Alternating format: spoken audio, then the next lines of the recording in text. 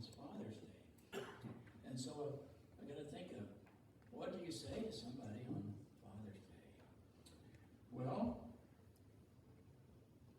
it tells us in the Ten Commandments that we are to honor our fathers and mothers. So our days on earth will be long, but I mean, that's a commandment to honor our fathers. So today, we're obeying the commandment of God in a way, because it's Father's Day. We set a day aside just specifically to honor our fathers.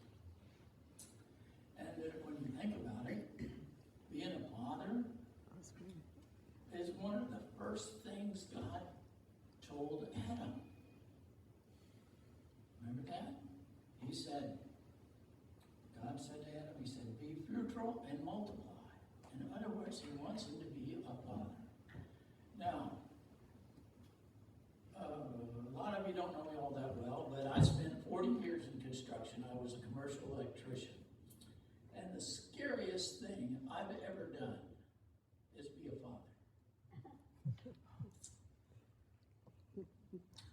Not you. When you're holding one of these little ones and it's hurting, or it's sick, or something really wrong with it, and you can't fix it.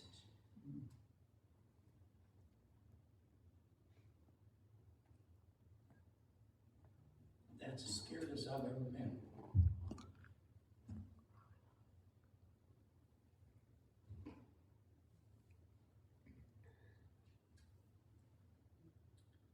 Being a father was probably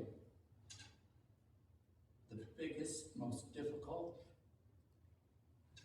best, rewarding job I've ever had.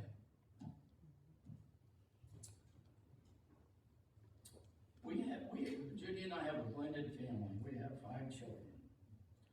So we can tell you that each child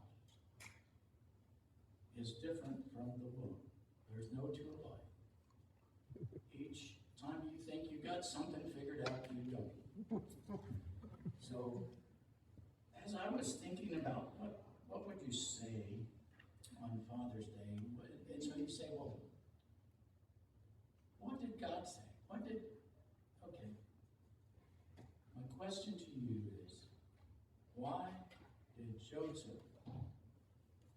God choose Joseph to be the father of Jesus here on earth? Did you ever think about that? Here's Joseph. Okay, would that have been who perhaps you would have chose? Would you have thought of this? And Joseph's